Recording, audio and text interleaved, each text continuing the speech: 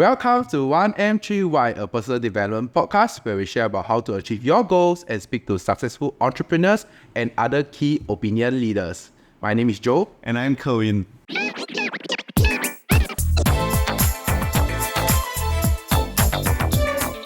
Welcome back to yet another episode of 1M3Y, and today we have a special guest, Zhang Quan. Zhang Quan is the co-founder of Slick EV, an electric motorcycle firm in Thailand. During university, he spent a year in New York working with early Spotify team members to build a startup in 2017 under the NUS Overseas Colleges program. He went on to work as a chief of staff at an e-commerce company. And before Slick EV, he co-founded Gecko, a digital motorcycle financing company, which they exited by selling all the loan book to a Thailand-listed leasing company. So Zhang Quan, do you have anything else to add to this introduction? I mean, that's a pretty nice and neat introduction already. Just a little bit more about myself. So back then when I was in school in NUS, I actually spent a lot of my time working because I personally prefer to work than to study.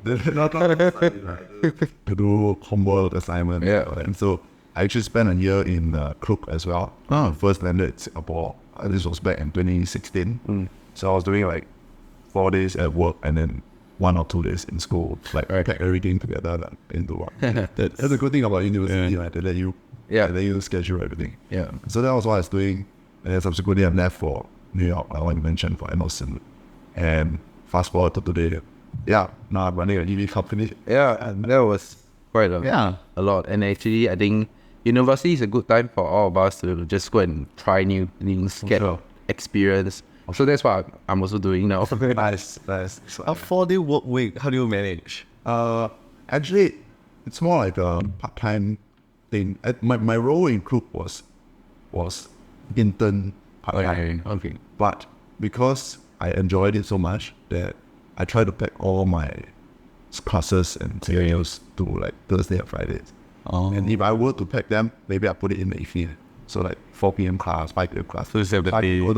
So I can go to work in the morning and then leave for school. Is work for home a thing back then? No, this was before COVID 2016. Nobody knew what work from home was. So So I had to go to office. It was at Boat Quay. The office was at Boat Quay. Centralized area. I think that was my first startup experience. Yes. If I remember correctly, that was my first startup experience. So they came to Singapore, 6 of us. I mean, there's 6 people in the office.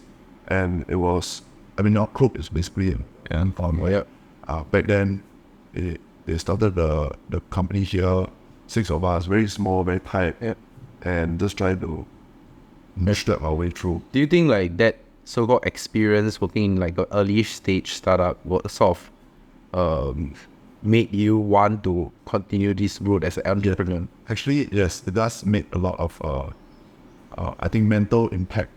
Because the feeling of being in a startup and my character kind of matches. Like you get to do things, right?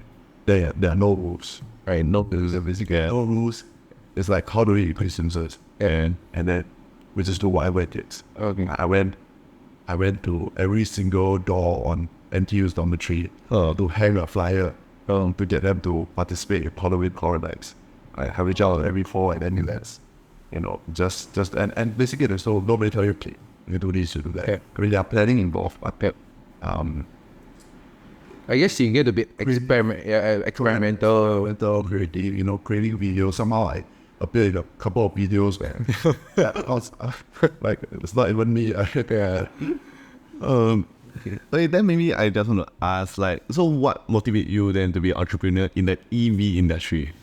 Specifically EV. Okay, so this relates more towards my time in the US. When I was in NOC, I actually did a couple of. I enjoyed the outdoors. So, to me, camping, RV is quite it's my interest. Yeah. So when I was in NUS, at NOC, I was on this journey where I went to RV with my friends going out there. And then I started seeing a lot of people like self-sustenance, solar panels and all that. That triggered my idea for venturing afterwards. Yeah. So from there, I started, digging more into like this kind of things like solar, trees, electrification of the house. Then I came to realize Singapore cannot do that. Yeah, there's a rule that you cannot just install, even if you have a landed house, you can't just install solar panels yourself and stop using electricity from the government. Right. Well, I didn't know that. So solar panel in Singapore, you put solar panels in your house, and it's off topic, but the solar panels in your house, the electricity generated goes back to the grid. Okay. And then you sell and sell price, and then you buy the price. So you save in terms of cost, but you don't save in terms of like the electricity. Yeah. I think that's because they don't want people to like sort of suddenly drop the demand, and they want to manage the whole It's a power. managing thing, which is, it's not wrong. Yeah. But US is different. US, if your house, you solar panel, you got power wall, everything you run by yourself, right? You can pay like zero. Okay. And just, survive in the own. And so after that, 2019, I went on a trip with my then girlfriend, now wife, travel around the US in a van. So that's when I started building my own, solar panels, battery, having first-hand experience in all this. And 6 months just surviving on that. I think it was pretty good.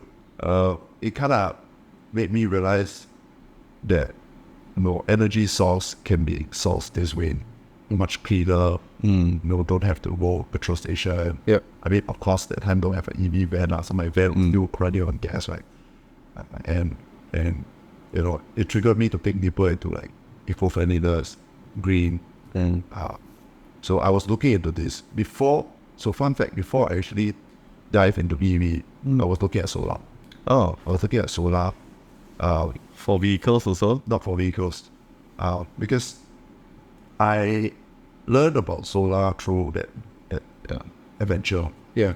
And coming back to realize, hey, although it's a small vehicle, it was just me, my girlfriend surviving on, charging on laptops, our fridge, we had a fridge inside, cooking appliances, and I had just 2 panels and 1 battery. It was sufficient. So I was thinking, okay, if I translate that to a house, and technically if I have enough space and I don't use that much electricity, it kind of works, right? Yeah. That means that I will be totally green. Yeah. And that's quite fantastic. That viewpoint to me was quite fantastic. You see the sun was free. First of all, it's free. Second of all, it's like you don't destroy the environment, or there's an impact. And so I was thinking, okay, how can I do it in Singapore? So I started looking for partners. But so solar requires quite a lot of capex as well. And when the opportunity hit for EV, I also went into it. So that solar idea was I was tinkering around, finding partners, but I didn't start. Yeah, that's interesting because nowadays I recently read this article on Financial Times. Solar is super cheap now. Like the panels are because of like China overproducing it. Because of the demand, actually.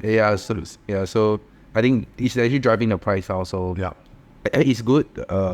Actually, it's because it's greening the earth. Yes. Yeah. So I think you have a great like entrepreneurial path, starting from working with early founders in Club, and then after that working with early members of Spotify on the Reaction Camp, right? And then after that you founded Stick EV. Before that you founded Gecko. Now, can you share with us like one like maybe a pivotal moment that really like affected your entrepreneurial path? Pivotal moment. There's so many. This journey is tough, right? It's tough for sure. But I think in terms of me wanting to be an entrepreneur, this was more innate from young. I think partly because my dad himself is a businessman. They run a small family business, studying in electronics. So when I was being brought up, there's a lot of these lessons, and it made me think that there is a way out if I were to do this. Right? His point of view is very different. His point of view is like, if you do it, please don't do it, right? Please don't do it. Go and work hard, climb a corporate ladder. You can do very well there. You can do very well there. That's that. And also, it's one of the challenges being an entrepreneur. It's because you need buy-in from family, from people around. So do you think if your family didn't like sort of supported you? And No, I think they support, but they are fearful okay, because they have been Asian and they know that there are ups and downs, and they don't want their kid to suffer this down. Understand. But easy. Of course, last time everybody say, "Oh, last time business is easier than now." Yeah. I don't think that's like yeah, very true. I mean, it's true to a certain extent, but it also have its ups and downs. yeah.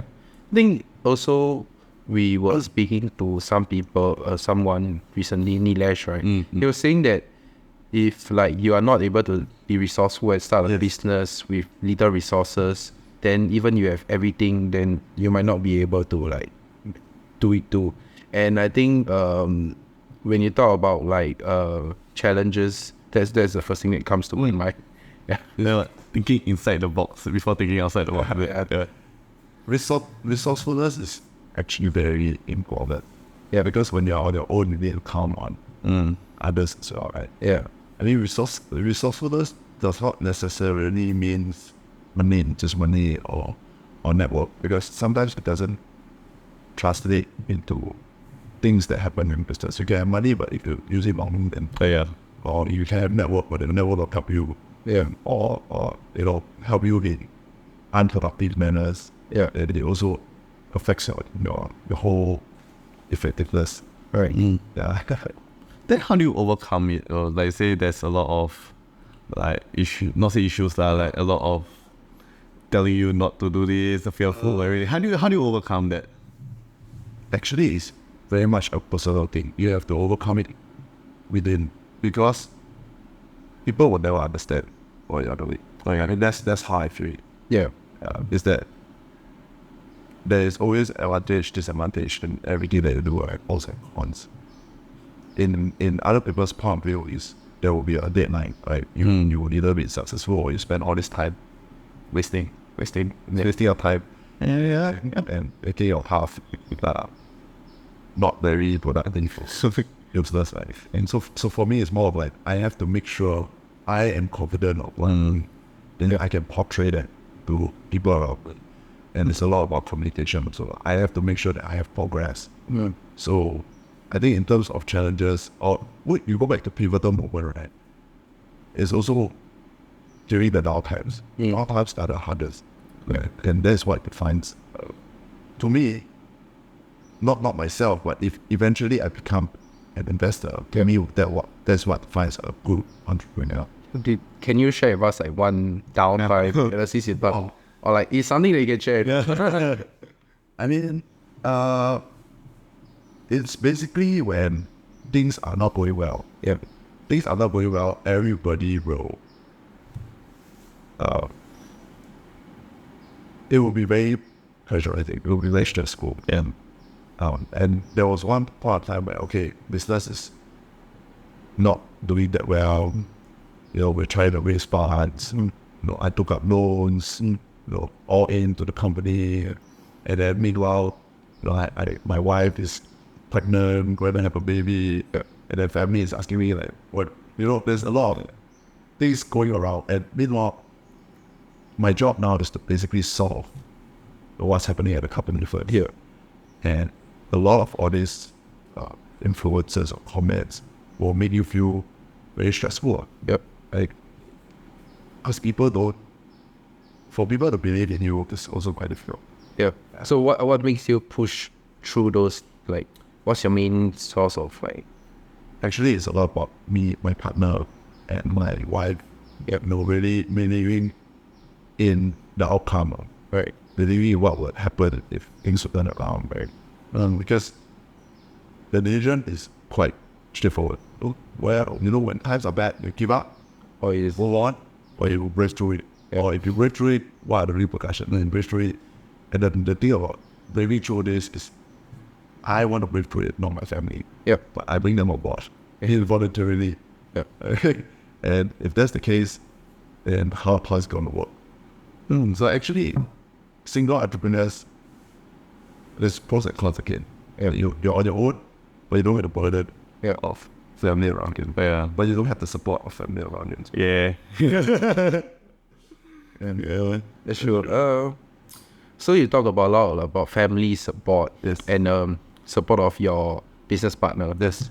Then how about like external mentors or people? Do you think like you receive any of those, or are they important? Those are important as well. Those are more objective. Okay, because they don't consider your life circumstance. Yeah. Family consider your life.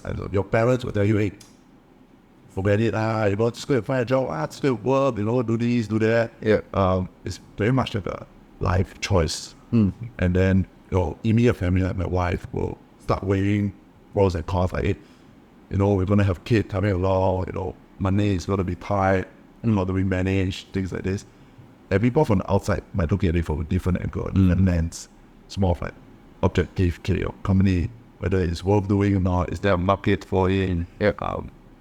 Maybe they share some of their experiences. If they're entrepreneurs themselves, some of them are businessmen. They'll be like, okay, when they'll give you advice, like when would you know to give up? Right. Or when to So I guess you're splitting, like external mentors will give you like the truth, the objective, but the truth. objective truth. Then your family is more of like emotional support, that keeps you going. Definitely. You have to be strong emotional with Right. So how do you like define success? And do you think you have achieved it? Oh, definitely not yet. Okay. Success in a very philosophical way means to be able to provide for my family, be able to, not only my family, but people around me can contribute. When my loved ones need help in any certain way, I can provide financial or, relationship, things like that. Yeah. Success is quite a broad topic, but to me, I would love to be able to be the one they can count on. And that's where I break through. So I don't think I've achieved it yet. I think I'm far from it. Yeah. And there's steps towards it. Yeah. But there's and also to make an impact in what I'm doing. Okay. Because there are a lot of businesses that, business most importantly make money, right? Like, make money, you have to be profitable to be able to sustain. Last man standing, that's what wins. But to be able to make something, people remember you for something, not for selling them this thing that costs a lot more or making money from them. Yeah. So that also brings me about, when I think about solar and EV, it's something that I can say, hey, actually, my business saved 3% of the emissions of this world, 1%, 2%. There's some impact. Yeah. And they, that will be very great for me. Then where do you see the future of electronic, like EV going? Electrification Yeah. or mobility, electric mobility. Both actually. Definitely going to grow. Right now we are just it's not really at the peak. We're still quite small. If you look at the number of electric vehicles on the road, it's still very little. Yeah. My immediate industry, motorcycles, was like almost non-existent, 1%. Yeah. In Thailand only, right? So about 1%. So the room for growth is huge. The opportunity is huge. It's definitely where growth goes then. But in terms of the technology, I think it will converge. So now it's very messy. Yep. You have many people from China, many different technologies coming, cheap, expensive. Good ones, Japan ones, coming in, and it will be very messy. And then people start adopting, teaching, and then there will be a convergence of the good one things to that one, which is. So in terms of electrification, I think that's what's going to, at least to our industry. So you're saying in the motorbike, EV, electric mobility space is still quite nascent right now. So we will see consolidation in the real term, near term soon. So maybe what advice will you give to someone looking to start their entrepreneurial journey in the tech or like green industry? Advice. Yeah. More encouragement. I haven't made it yet, so when I made it, I can say it a bit more safe. But in terms of people who, for example, people at NUS. Actually, when I was in NUS, I also encouraged a lot of my friends to, when they have ideas, I say, hey, let's start. But end up all of them went to banks, cushy jobs. Yeah. It's the toughness of wanting to take a risk. Yeah. So in terms of encouragement, I would say, just try it. Just do it first, so that you know once your foot is in, at least you know the feeling. Right. You get a taste of what this is about, and find the North Star. Right. Find the North Star. Why do you want to do it? So maybe, would you advise university graduates, young graduates, to go in and start a company because you don't have experience, too much of experience? Actually, I would advise.